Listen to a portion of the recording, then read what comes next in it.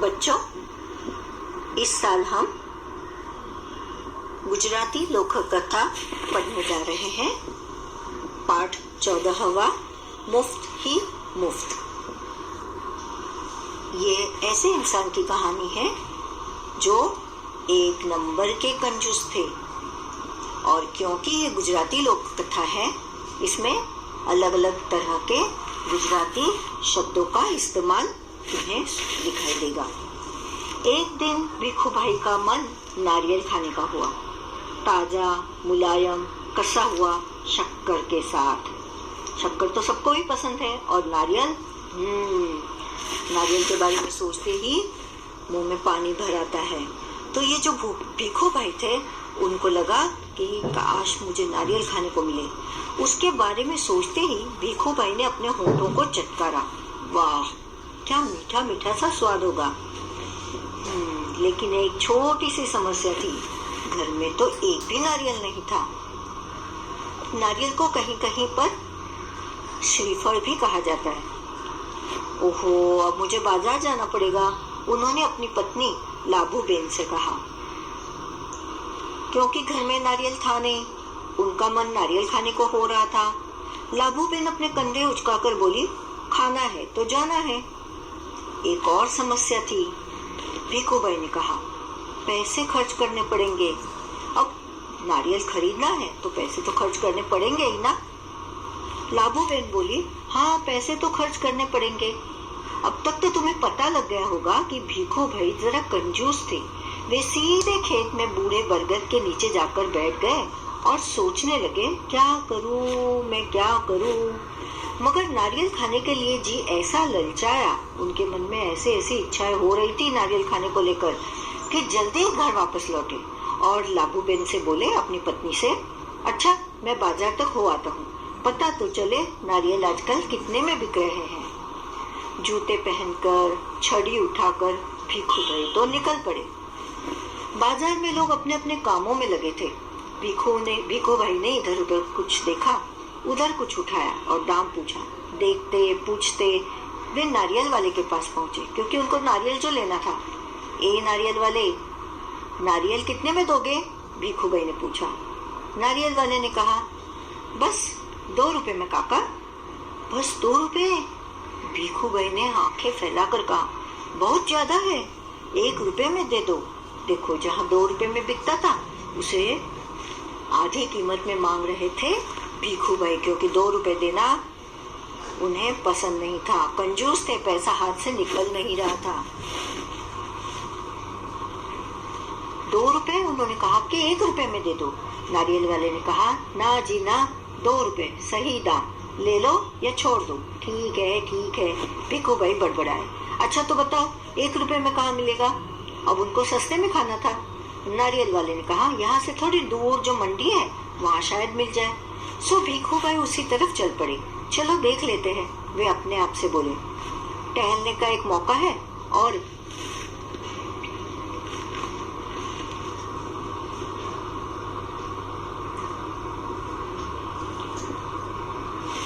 रुपए भर की बचत भी हो जाएगी, क्योंकि 2 रुपए के बदले मंडी में 1 रुपए का नारियल मिल जाएगा। खुशी से गुड़गुड़ाते भिखू भाई ने छड़ी को जमीन पर थपथपाया। मंडी में कोलाहल फैला हुआ था। व्यापारियों की ऊंची ऊंची आवाजें गूंज रही थी। बटाटा आलू, कांदा प्याज, कांदा गाजर गाजर, गोभी बंद गोभी। माथे का पसीना पोंछकर भिखू भाई ने इधर उधर ताका, देखा इधर उधर। नारियल वाले को देखकर पूछा, अरे भाई, 1 नारियल कितने में दोगे? सिर्फ 1 रुपया काका, नारियल वाले ने जवाब दिया। जो चाहे ले जाओ, जल्दी। अरे देखो, इतनी दूर आने के बाद घर के पास 2 रुपए कीमत थी, मंडी में आकर 1 रुपया। शू छे भाई, भिखू भाई ने कहा, ये क्या, मैं इतनी दूर से आया हूँ और तुम पूरा 1 रुपया मांग रहे हो? 50 पैसे काफी है। अब उन्हें उससे भी मुसीबत थी। 2 रुपए से 1 रुपए पर आए, और अभी यहाँ 1 रुपए में नारियल मिल रहा था, तो उसे वो कम पैसों में मांग रहे थे, 50 पैसों में। 50 पैसे काफी है, मैं इस नारियल को लेता हूँ और तुम ये लो, पकड़ो 50 पैसे। नारियल वाले ने झट भिखू भाई के हाथ से नारियल को छीन लिया और बोला, माफ करो काका, 1 रुपया या फिर कुछ नहीं। लेकिन भिखू भाई का निराश चेहरा देखकर बोला, बंदरगाह पर चले जाओ, हो सकता है वहां तुम्हें 50 पैसों में मिल जाए।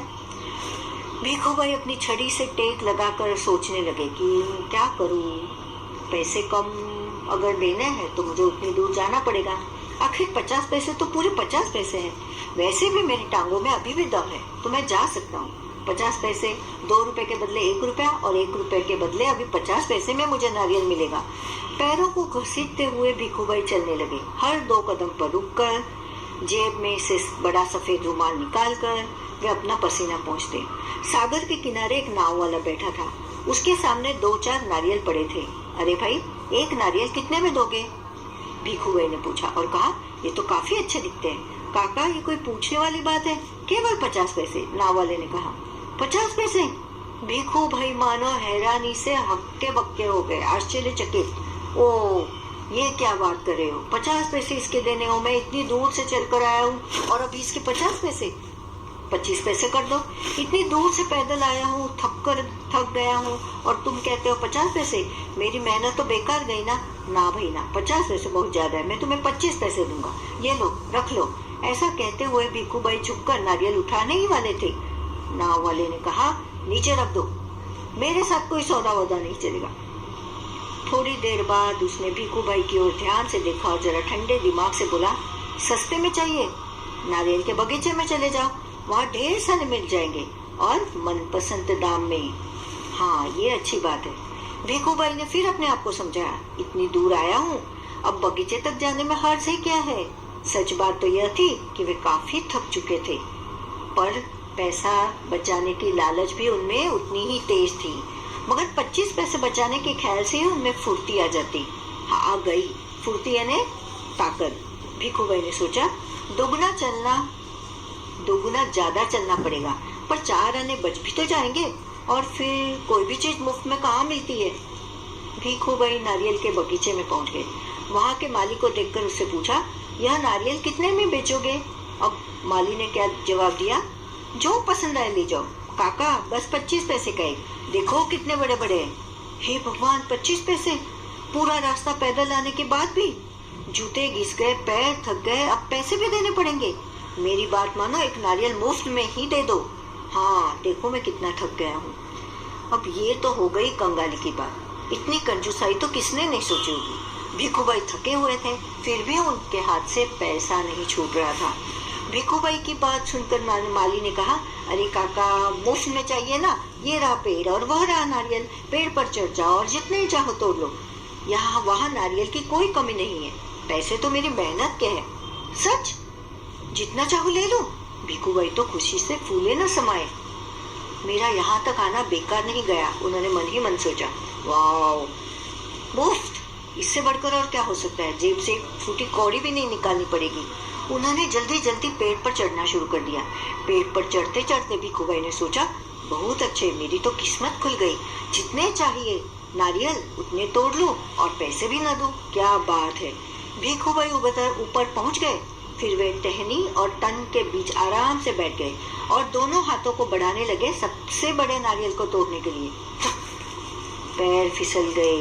भिखू भाई ने एकदम से नारियल को पकड़ लिया। उनके दोनों पैर हवा में झूलते रह गए। इस तरह से वो गिरते गिरते बचे। ओ माँ, अब मैं क्या करूं? भिखू भाई चिल्लाने लगे। अरे भाई, मदद करो। उन्होंने नीचे खड़े माली से विनती की, पर माली थोड़ी ही ना मानने वाला था। माली ने क्या कहा जानते हो? वो मेरा काम नहीं काका, मैंने सिर्फ नारियल लेने की बात की थी, बाकी सब तुम्हारे और तुम्हारे नारियल के बीच का मामला है। ये दोनों के बीच का मामला है, तुम जानो अब कैसे करना है। पैसे नहीं, खरीदना नहीं, बेचना नहीं और मदद नहीं, सब कुछ मुफ्त। तुम्हें जो मुफ्त में चाहिए ले लो। मैं मदद करने से रहा, मैं नहीं करूंगा मदद। तभी ऊंट पर सवार एक आदमी वहां से गुजरा। अरे ओ, भिखू भाई जोर जोर से बुलाने लगे। ओ ऊंट वाले, मेरे पैर वापस पेड़ पर टिका दो ना, बड़ी मेहरबानी होगी। ऊंट वाले ने सोचा, चलो मदद कर देता हूँ, मेरा क्या जाता है। ऊंट की पीठ पर खड़े होकर उसने भिखू भाई के पैरों को पकड़ लिया। ठीक उसी समय ऊंट को हरे हरे पत्ते नजर आए। पत्ते खाने के लालच में ऊंट ने गर्दन झुकाई और अपनी जगह से हट गया। फिर क्या था, बस वो आदमी ऊंट की पीठ से फिसल गया। जो ऊंट पर बैठा था। अपनी जान बचाने के लिए उसने भीखूभाई के पैरों को कसकर पकड़ लिया। अब दोनों क्या करते, इतने में घुड़सवार आया। अब दोनों की मदद कैसे हुई देखे। अरे सांभळो छो, अब गुजराती में सांभळो छो है, अरे सुनते हो भाई, अरे मेरी मदद करो, कोई तो सुनो। पेड़ से लटके दोनों पुकारने लगे, सुनो भाई, कोई बचाओ बचाओ। घुड़सवार को देखकर भीखूभाई ने दुहाई दी, ओ मेरे भाई, मुझे पेड़ पर वापस पहुंचा दो। 1 मिनट भी नहीं लगेगा, मैं घोड़े की पीठ पर चढ़कर इनकी मदद कर देता हूँ। यह सोचकर घुड़सवार घोड़े पर उठ खड़ा हुआ। उसे तो आदत थी ऐसे सब बातों की, लेकिन कौन कहता है कि घोड़ा ऊंट से बेहतर है। हरी हरी घास दिखाई देने पर तो दोनों एक जैसे ही है। जैसे ऊंट अपनी जगह से अलग हो गया, दूर हो गया, उसी तरह घोड़ा भी दूसरी जगह निकल गया। हरी हरी घास दिखाई देने पर तो दोनों एक जैसे ही है। घास के चक्कर में घोड़ा जरा आगे बढ़ा और छोड़ चला अपने मालिक को ऊंट वाले के पैरों से लटकते हुए। 1 2 और अब तीनों के तीनों झूलते रहे नारियल के पेड़ से। पहले भीखूभाई, फिर ऊंट वाला, फिर घोड़े वाला। सचमुच देखने लायक दृश्य होगा वो। काका काका कसके पकड़े रहना। घुड़सवार ने पसीना पसीना होते हुए कहा, जब तक कोई बचाने वाला ना आए कहीं छोड़ ना देना, मैं आपको 100 रुपए दूंगा। काका काका, अब ऊंट वाले की बारी थी, मैं आपको 200 रुपए दूंगा, लेकिन नारियल को छोड़ना नहीं। 100 और 200, बाप रे बाप, 300 रुपए। भीखूभाई का सिर चकरा गया। इतना इतना सारा पैसा। खुशी से उन्होंने अपनी दोनों बाहों को फैलाया और नारियल गया हाथ से छूट। धड़ाम से तीनों जमीन पर गिरे, घुड़सवार, ऊंट वाला और भीखूभाई। भीखूभाई अपने आप को संभाल ही रहे थे कि एक बहुत बड़ा नारियल उनके सिर पर आ फूटा, बिल्कुल मुफ्त। इस तरह से उन्हें एकदम मुफ्त नारियल मिला। कहानी की लेखिका है ममता पांड्या जी और इसका अनुवाद किया है संध्या राव जी ने। बच्चों, मुझे यकीन है ये कहानी आपको बहुत ही दिलचस्प लगी होगी। और इस कहानी का मॉरल ऑफ द स्टोरी क्या है, तात्पर्य कि हमें कंजूसाई नहीं करनी है, नहीं तो कभी कभी अपने जान पर आ बनती है।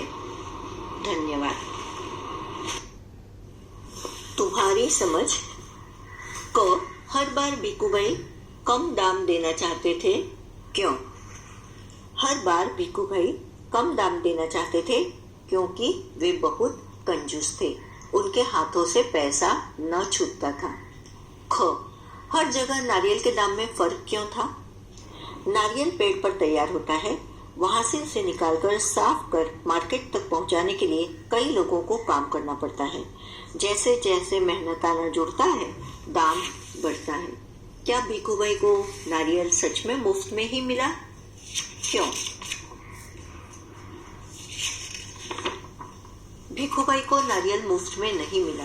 घर से निकलकर मंडी, मार्केट से लेकर बगीचे तक उन्हें बहुत दूर तक पैदल चलना पड़ा।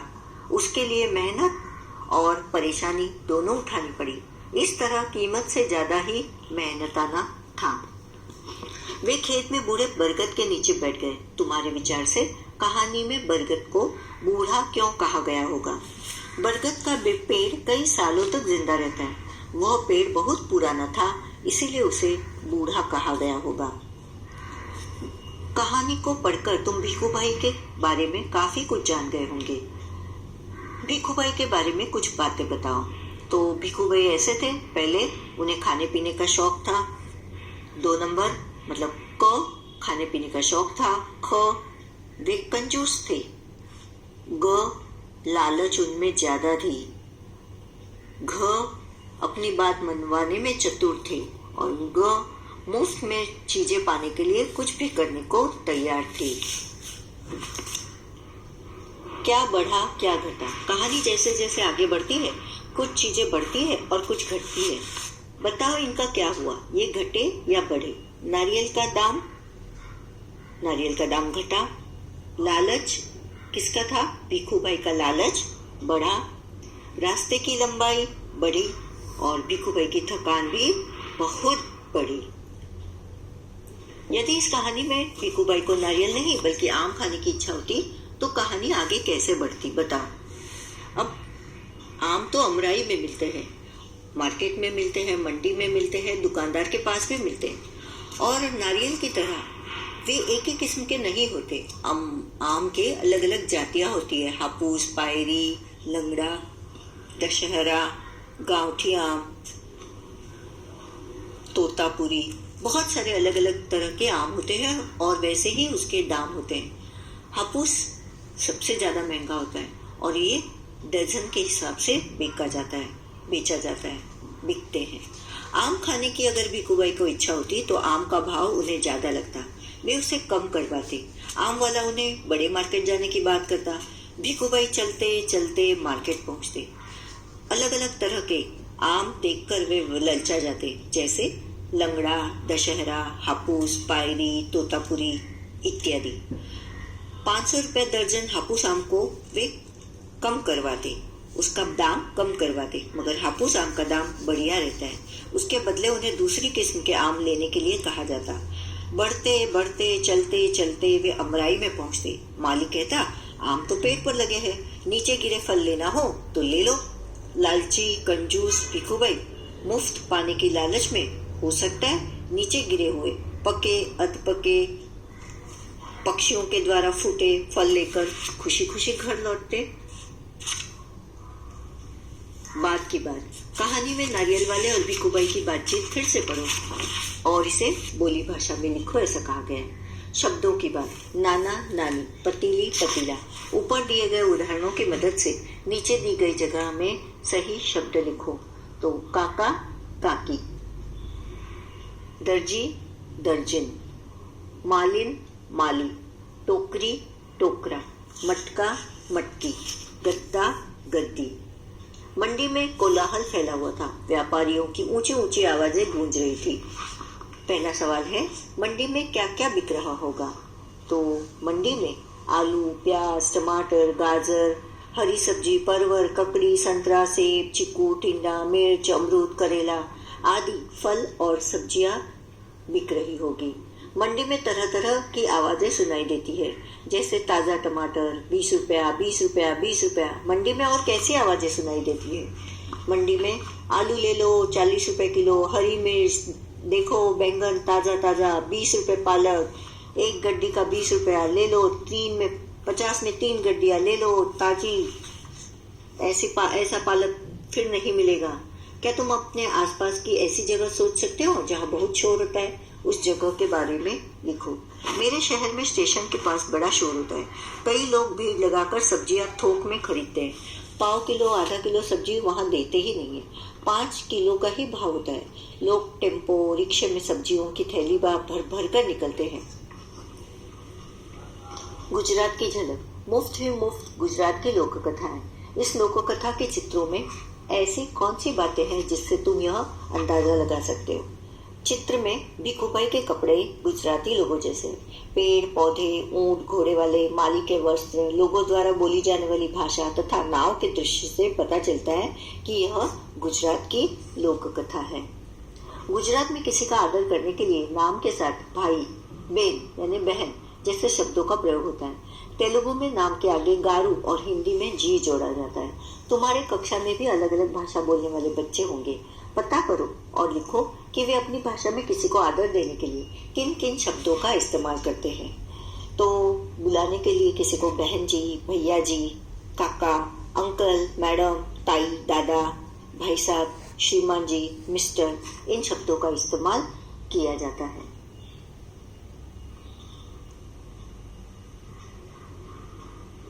अब ये एक कविता है, आंधी नाम है उसकी। रात हुई तारीकी छाई, मीठी नींद सभी को आई। मुन्नू सोया अप्पा सोई, अब्बा सोए अम्मी सोई। आधी रात हुई जब सोते, खर खर खर खर राटे भरते। चुपके चुपके आंधी आई, गर्द गुबार उड़ाती लाई। चली हवाएं सुर सुर सुर सुर, कागज उड़ गए फुर फुर फुर फुर। खड़ खड़ खड़ खड़ पत्ते खड़के, डरने वालों के दिल धड़के। बजने लगे किवाड़े खटखट, घर वाले सब जागे झटपट। खटपट सुनकर मुन्नू जागा, उठकर झटपट अंदर भागा। आंधी ने फिर जोर दिखाया, फूस का छप्पर दूर गिराया। टीन उड़ाई पेड़ गिराए, खपरे भी छत के सरकाए, शाखे टूटी तड़ तड़ तड़ तड़, बादल गरजे गड़गड़ गड़गड़, बिजली चमकी चम चम चम चम, बूंदे टपकी कम कम थम थम, लेकिन वह बूंदे थी कैसी, पट पट पट पट ओले जैसी। इस्माइल मेरठी द्वारा लिखित ये कविता आपको पसंद आई होगी। धन्यवाद।